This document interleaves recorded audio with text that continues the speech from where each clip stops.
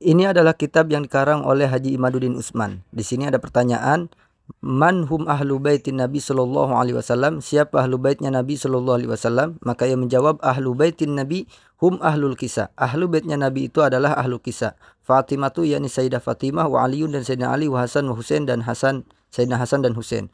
Wa yadkhulu fihim zaujatun Nabi sallallahu alaihi wasallam radhiyallahu taala anhum, dan masuk terhadap ahlu kisah juga istri-istri Nabi Muhammad sallallahu alaihi wasallam, wa Banu Hashim, kemudian Banu Hashim, wa Banul Muthalib dan Banu Muthalib, al-mawjudun fi zamanihi sallallahu alaihi wasallam, yang ada pada zaman Nabi sallallahu alaihi wasallam. Pada keterangan ini berarti ia meyakini bahwa ahlu baitnya Nabi hanya sebatas ahli kisah saja, tidak ada pada saat zaman ini dan zaman yang akan datang. Assalamualaikum warahmatullahi wabarakatuh. Kan kita akan bacakan isi daripada kitab Hisyamul Maslul ini. Mudah-mudahan pemahaman kita ini menjadi lurus kembali dan pemahaman kita tidak tergoyahkan dengan adanya oknum-oknum yang memecah belah umat. Saya rasa demikian begitu ya. Sekali lagi kitab ini baru dirilis ya, baru dicetak.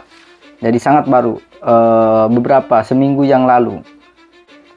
Bab yang pertama ini yang pasal ahlul bait Nabi Muhammad SAW tidak hanya ahli kisah saja, seperti yang terdapat di dalam karangan Haji Imad ya gitu ya. Haji Imad mengatakan bahwa yang dinamakan ahlul bait itu hanyalah ahlu kisah. Maka ditolak di bab ini bahwa ahlul bait itu bukan hanya ahlul kisah saja. Coba teman-teman buka hadis Imam Mahdi itu. Imam Mahdi itu kalimatnya Nabi menyebutkan dengan kata ahlul bait. Berarti ahlul bait itu bukan hanya ahlul kisah. Siapa sih ahlul kisah? Sayyidina Ali, kemudian Sayyidah Fatimah, kemudian Hasan dan Husain. Berikut juga istri-istri Nabi. Kurang lebih begitu. Pendapat yang mengatakan bahwa ahlul bait itu hanya ahli kisah saja, itu sebetulnya tertolak. Kenapa tertolak? Kalau yang pendapat yang mengatakan bahwa ahlul bait itu hanya ahli kisah, itu cuma logika saja. Bagi keyakinan kami, bagi i'tikad kami, seperti yang dijelaskan oleh Al-Imam Abdul Wahhab Asy-Sya'rani. Al-Imam Abdul Wahhab Asy-Sya'rani meyakini akan keharusan mencintai, memuliakan, dan menghormati keturunan Nabi Muhammad SAW, yakni Hasan, Husain, dan anak cucu keduanya, serta anak-anak daripada Fatimah radhiyallahu anha sampai hari kiamat. Itu merupakan kewajiban bagi kita. Dan kami tidak menyukai orang yang menyakiti seorang syarif. Dan justru kami akan mengusirnya meskipun dia adalah teman dekatku. Dan juga terdapat ayat, aku tidak meminta imbalan dari kalian atas dakwahku kecuali mencintai kerabatku. Kurang lebih ayatnya itu, kulla as'alukum alaihi ajra ilal mawaddata fil qurba, gitu ya. Itu sebetulnya udah jelas bahwa kita itu harus mempunyai sifat kasih sayang, mengasihi daripada ahlul baitnya Nabi Muhammad SAW. Maka pertanyaannya, siapa ahlul bait di sini? Maka kami berkeyakinan dan guru-guru kami meyakini bahwa ahlul bait di sini bukan hanya ahli kisah. Kalau ahli kisah berarti hanya terbatas. Kalau ahli kisah itu hanya Sayyidah Fatimah, kemudian Sayyidina Ali, kemudian Hasan dan Husain, juga istri-istrinya Nabi. Tapi ahlul bait itu turunan-turunan Nabi sampai hari kiamat. Kalau seandainya ahlul bait itu bukan daripada keturunan Nabi itu bukan ahlul bait, maka tidak mungkin Nabi Muhammad SAW mengatakan di dalam sebuah hadis bahwa kelak di akhir zaman akan ada Imam Mahdi yang disebut oleh Rasulullah dia adalah ahlul bait. Jadi Imam Mahdi itu ahlul bait. Ya, Imam Mahdi itu adalah ahlul bait. Kalau ahlul bait, kalau cucu-cucu Nabi Muhammad, keturunan Rasulullah SAW itu bukan ahlul bait, maka mustahil Nabi Muhammad menyebutkan bahwa Imam Mahdi itu ahlul bait, gitu. Mustahil Rasulullah nggak mungkin menyebut bahwa Imam Mahdi itu adalah Ahlul Bait.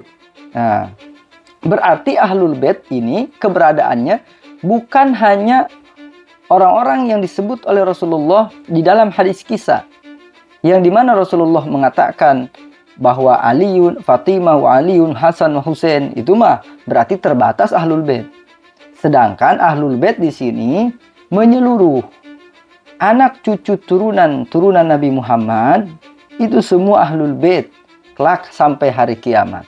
Dan justru Rasulullah mengatakan di dalam sebuah hadis bahwa kelak pun akan terlahir yakni Imam Mahdi. Rasulullah sebut bahwa dia adalah Ahlul Bait juga. Berarti jelas kalau di sini, jelas sebenarnya bagaikan cahaya matahari. Nah, ayat ini menunjukkan terhadap wajibnya kita mencintai keluarga Nabi dari ahli kisah dan keturunan-keturunannya sampai kelak hari kiamat. Jadi mencintai Ahlul Baitnya Nabi Muhammad SAW itu tidak hanya kita mencintai Ahlul Kisah. Jelas kalau ahli kisah mah kita harus cintai. Ini turunan-turunan ahli kisah ini, turunan-turunan dari Sayyidah Fatimah dan Ali, kelak sampai hari kiamat, dia adalah Ahlul Bait. Kita harus mencintai, karena Ahlul Bait di situ termasuk terhadap ayat kulla as'alukum alaihi ajra ilal mawaddata fil qurba. Kurang lebih begitu.